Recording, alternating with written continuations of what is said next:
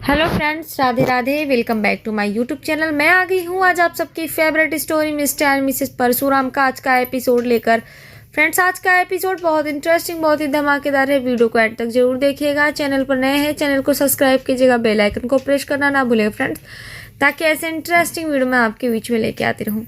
तो फ्रेंड्स, आज के एपिसोड में आप देखने वाले हैं कि यहाँ पर चिंटू को जैसे ही होश आता है वो अपनी माँ का नाम लेता है। और यहाँ पर देखते हैं कि जो परशुराम होते फ़ोन करते हैं, जहाँ पर देखते हैं कि शालिनी भागते हुए हॉस्पिटल की तरफ आती है पीहू को लेकर के। और तभी वो चिंटू के पास आती है और खुश हो जाती है, चिंटू चिंटू।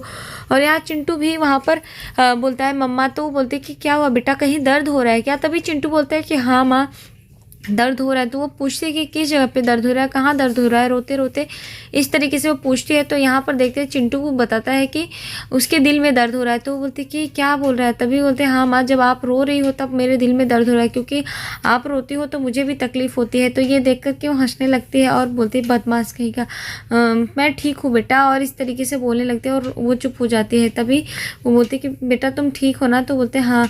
तभी यहाँ पर देखते हैं कि जो शिव प्रसाद होता है बोलता है कि देखा ना शालिनी, मैंने बोला था ना हमारा चिंटू कितना बहादुर है। हमारा चिंटू गोली से भी नहीं डरा, जीत गया गोली से भी। और उसे उसका गोली भी कुछ नहीं बिगाड़ पाई। और तभी जैसे ही वो ये सब चीज़ें बोलते तो वो बोलता है कि हाँ।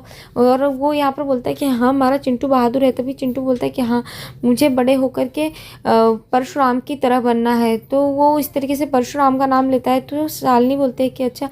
तभी बोलता है कि वो क्राइम को नहीं जीतने दूंगा मैं, और मैं आपकी तरह बनूंगा आपकी तरह हीरो बनना चाहता हूँ। इस तरीके से वो बोलने लगता है और बोलता है कि मैं बिल्कुल परशुराम की तरह बनना चाहता हूँ।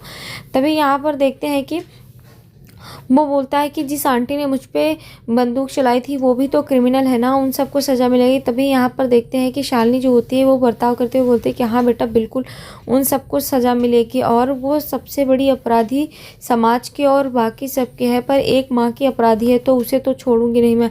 इस तरीके से वो यहाँ पर बोलने लगती है। तभी जो यहाँ पर परशुराम होता है वो उसे समझाते बोलता है कि शालिनी ये सब छोड़ो और तुम जाने दो, उसे कानून सजा देगा। उस शीतल को तो वैसे पे भी कानून सजा देगा, वो अरेस्ट हो चुकी है। तो इस तरीके से वो यहाँ पर बोलता है। तभी देखते हैं कि वो बोलता है कि मुझे जाना है, लेकिन तो वो बोलते हैं कि कहाँ जाने वाले हो? तभी देखते हैं कि यहाँ पर परशुराम जो होता है यानी कि शिव प्रसाद, वो यहाँ पर बोलता है शालिनी को कि मैं जाने वाला हूँ भार्गवी मैम के पास और मुझे कुछ जाना है। तभी बोलते हैं कि लेकिन क्यों? तभी बोलते हैं कि बस जाना है, और वैसे पे भी 24 घंटे के अंदर कबीर कुलकर्णी और करण कुलकर्णी को हमारी टीम अरेस्ट कर लेगी। इस तरीके से बोलते तो वो बोलते हैं हमारी टीम मतलब? तभी बोलते हैं कि अरे वही ऑफिसर्स लोग, मैं जा रहा हूँ।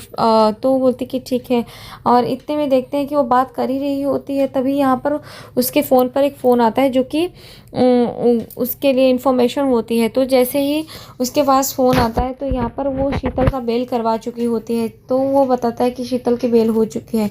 जैसे ही वो इस बार में बात करती है तभी शीतल का फ़ोन आता है और वो बोलती है कि मैं जानती हूँ, क्योंकि वो यहाँ पर बोलती है कि तुम्हें कोई और नहीं बल्कि मैं मारूंगी, क्योंकि तुम समाज के अपराधी हो, कानून के अपराधी हो और साथ ही एक माँ के अपराधी हो, इसलिए तुम्हें तो मैं ही मारूंगी। इस तरीके से वो बोल ही रही होती है। तभी शीतल का फ़ोन आता है तो वो बोलती है कि मैं जानती हूँ कि तुम मुझे फ़ोन करोगी, मुझे मालूम था। तो बोलती कि शालिनी देशमुख, तुमने क्यों मेरी बेल करवाई? तुमने बेल करवाई ना मेरी? तो बोलती हाँ बिल्कुल, तुम्हारी बेल मैंने ही करवाई है, मैंने।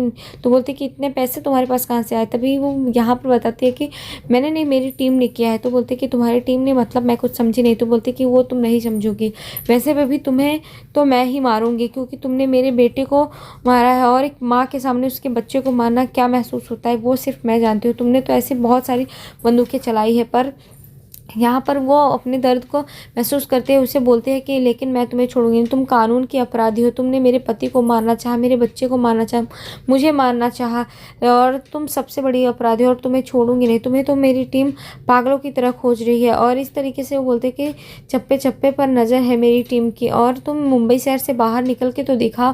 तो बोलते कि हे शालिनी, तुम बोल क्या रही हो? तुम्हें समझ में आ रहा है तुम कि मैं कौन हूँ? मैं शीतल हूँ और तुम एक मामूली सी हाउस वाइफ हो, तुम कुछ नहीं कर सकती हो। तभी तभी वो बोलते हैं कि हाँ, मैं एक मामूली सी हाउस वाइफ हूँ, मैं एक माँ हूँ, लेकिन तुम्हें नहीं पता कि कब एक मामूली सी हाउस वाइफ हाथों में शस्त्र उठा ले और करछी की जगह उसके हाथों में शस्त्र हो जाए, ये तुम नहीं जानती। कब कोई आम गृहिणी यहाँ पर वो अपना नाम लेते हैं कि शालिनी देशमुख बन जाए, ये किसी को नहीं पता कब उसके हाथ में शस्त्र आ जाए। तो इतना बोलकर वो उसे वार्निंग देती है और बोलती है कि बस 24 घंटे, उसके बाद तुम्हारी मौत तो मेरे हाथों होगी, मैं तुम्हें मारूंगी, तुम्हारा इनकाउंटर कर दूंगी। तो वो बोलते हैं कि इनकाउंटर का मतलब समझती हो? तो वो बोलती है कि हाँ हाँ बिल्कुल, मैं वो समझती हूँ और मुझे पता है। और तुम्हें तो मेरी टीम पागलों की तरह ढूंढ रही है और चप्पे चप्पे पर नजर है, तुम कहीं नहीं जा सकती, तुम जहाँ जाओगी वहाँ मेरी टीम के साथ मुझे ही सामने पाओगी। इतना बोलती है और बोल के फ़ोन कट कर देती है। तभी यहाँ शीतल को कुछ समझ में नहीं आ रहा होता और यहाँ पर देखते हैं कि शीतल जैसे ही कोर्ट से बाहर जाने लगते हैं तो यहाँ पर शालिनी के डिपार्टमेंट के जो आदमी होते हैं वो वहाँ पर खड़े होते हैं और उसे घूर रहे होते हैं। तभी वो उसको डाउट होता है और बोलते हैं कि क्या क्या देख रहे हो तुम।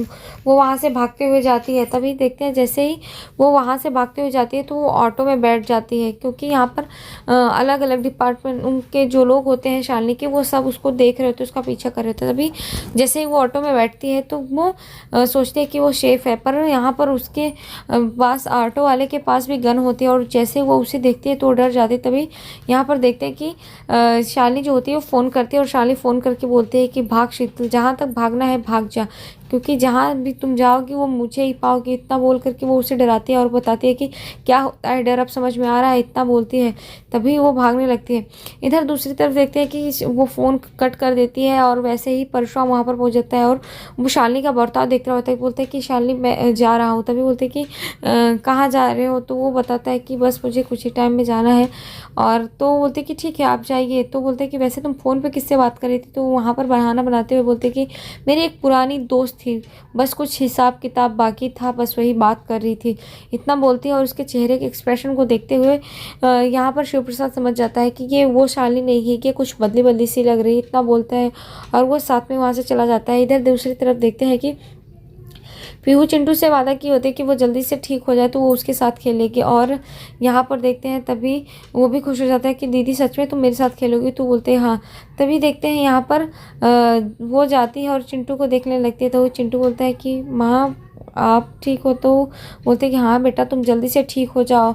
और वो चिंटू को देखने लगती है। यहाँ पर पीहू भी इंतज़ार करती है कि जल्दी से ठीक हो जाए, चिंटू वहाँ पे जाए। तभी वहाँ पर नर्स आती है और वो बताते हैं कि आपके बेटे को आज डिस्चार्ज मिल जाएगा, आपका बेटा बिल्कुल ठीक है। इस बात से वो खुश हो जाते हैं और यहाँ पर देखते हैं कि पीहू भी काफ़ी खुश हो जाती हैं। और यहाँ पर शालिनी सिर्फ शीतल को मारने के ही बोलते हैं कि बेटा कुछ उधार रह गया, और अपने मन में सोचते हैं कि शीतल तलवार तुम्हारे लिए एक बुलेट उधार रह चुके हैं और मैं किसी का उधार नहीं रखती।